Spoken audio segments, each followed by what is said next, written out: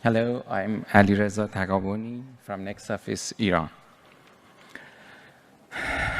What are the architectural potential for designing an infill residential building in a dense fabric of Tehran, on a site compressed by its neighbors?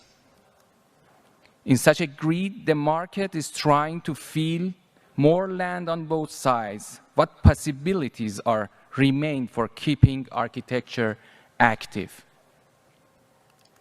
I experienced the passivity of architecture through living and growing up in this grid, where because of revolution and the conflict between informal lifestyle and political, ideological, former culture, different social layers came together with a definitive boundary to the public. With the increase in population and rising real estate prices, these newly built single-family houses were demolished in less than 2 decades, and probably because of the inflationary economy caused by jumping oil prices, the municipality once again allowed everyone to build even taller buildings. This desire of the market made Tehran a city that constantly destroyed itself and rebuilds, always denser. It turns empty space into something scarce, a stack of hidden lifestyles, each with a thick and firm boundaries with the street and the public sphere. Because of these layers are built in different times and during varying building codes, they cause a problem called third facade.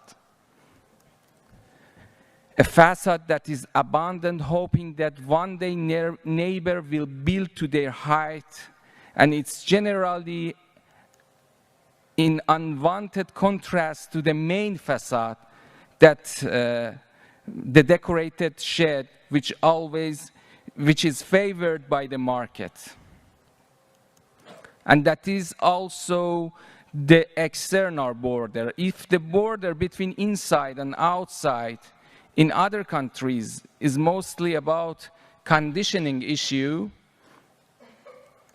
in Iran is also a socio-political issue.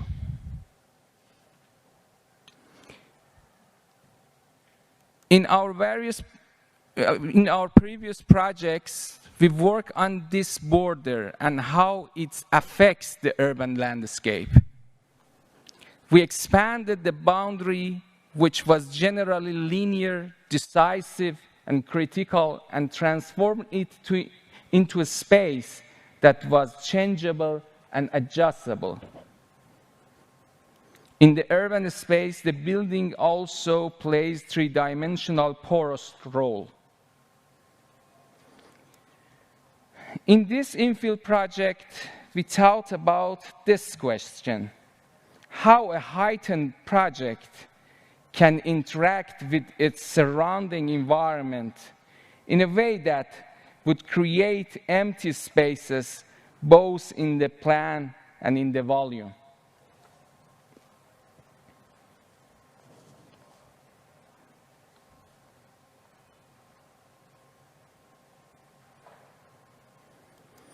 In a way, architecture can provide a solution to postpone the presence of this definitive boundary of inside and outside.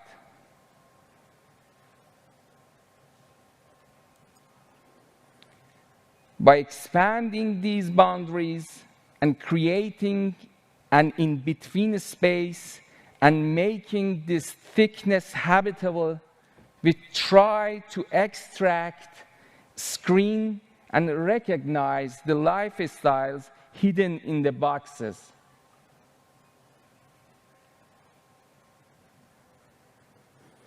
We assume the terrace, a place where has the potential of everyday life freely without the pressure of ideological culture.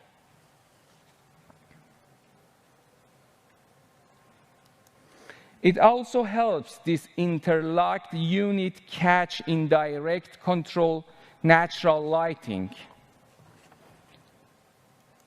as each unit could open to the both north and south separately. And at higher altitude, the terrace cantilevers slide over plan layers and become small yards along each floor. Different layers of the plan would create an active volume and each facade a distinct character. We used a single material of brick, but in different arrangements. The stretcher bond of bricks lay between each single, every other, and every third row of them. Various textures of this porous, economical, climate-compatible brickwork made these volumetric layers distinct and interconnected. Also shape the walls in the yard, which create gradient of enclosure and privacy. Unifying graphics between all horizontal and vertical components of the project. Due to these activated trusses, material integration in all facades, and also layering technique of the volume, project's third facades were also enabled and effective. In a conversation with the surrounding site up to the height of the neighbors, it follows their logic, and from there, the terraces become bolder and more expressive.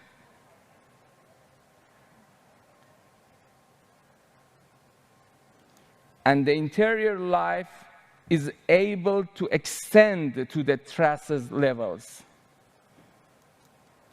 Here, the boundary is a series of spatial sequences and facilities for life. And the roof, like the terraces, is activated to offer secondary landscape to the city as a public space of the building. As close to the ground levels, the outside space is drawn into project in various ways, whether by retreating from the footprint in different layers of the volume or in horizontal voids that create a visual connection of the street to the yard. Interiors are identified in relation to these in-between spaces. And it is their depths and shapes that influence the geography and values of every point of the interiors. Varying degrees of inertia and movement, privacy, and outward connection.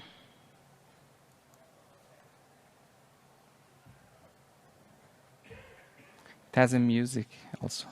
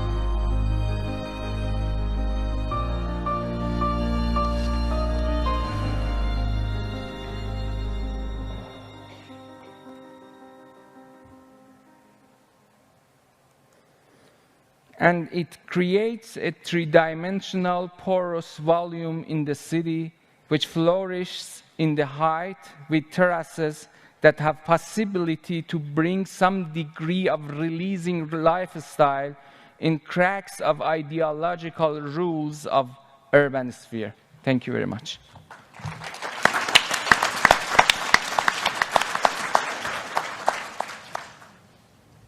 Can I just request that you put on the building section for a moment? You showed it earlier.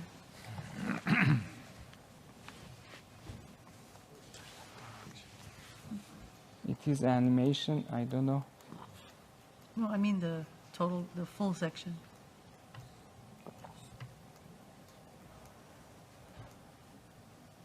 No, the earlier one, not this one. Yes. Oh, yeah, there. Oh, it's an animation? I see. I see, okay. So you have this and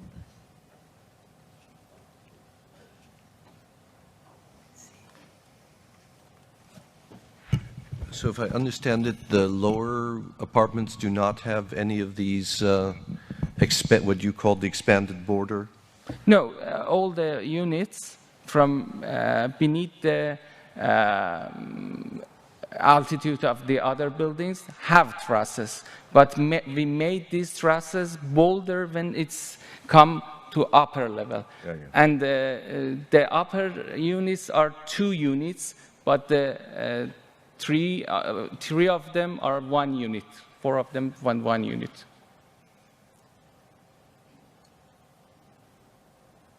So once you, if you anticipate that the rest of the fabric will also grow tall, like this is sort of the starting point?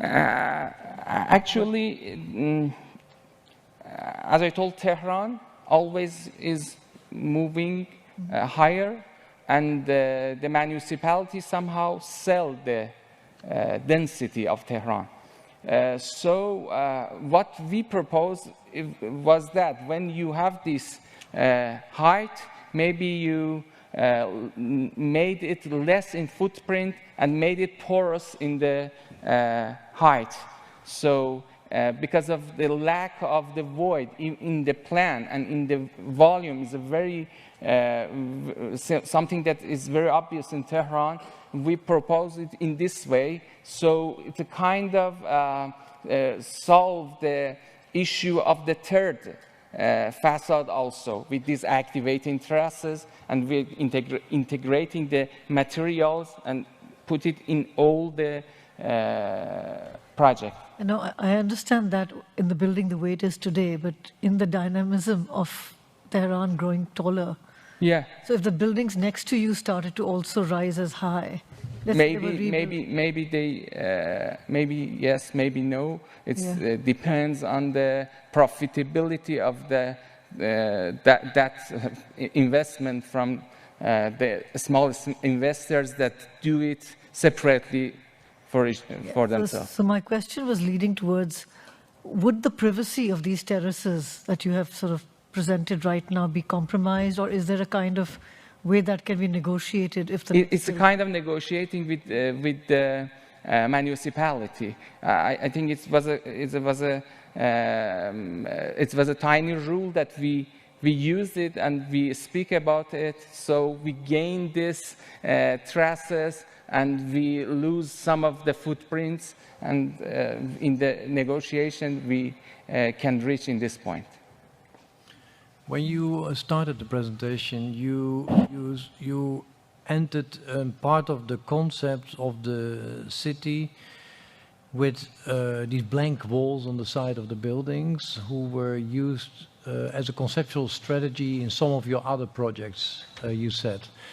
And you showed a project whereby that concept was used, for instance, in the internal organization of a frame, etc. How did you use this concept in this project? The one that... No, I'm talking about these blank walls. The story of the blank walls against the side of the buildings, what you used as a principle in other projects, you said? Uh-huh. But I didn't understand how it was translated in this project. Yes. Because of the favor of the market, we have a problem that the main facade always is a kitsch decorated shed, and they leave this facade way. They don't look the project in a whole. So we made this volumetric plan and made the brick and cheaper material for the main facade, but we used it whole. And because of the shape of the project, the shape itself is a three-dimensional, so it has some shapes for this. It has some shape. It's a sculptural shape for the city. But you know, with this, you created quite an amount of nice terraces on the top for the top apartments. So in many directions, in a quite nice three-dimensional way, you would say.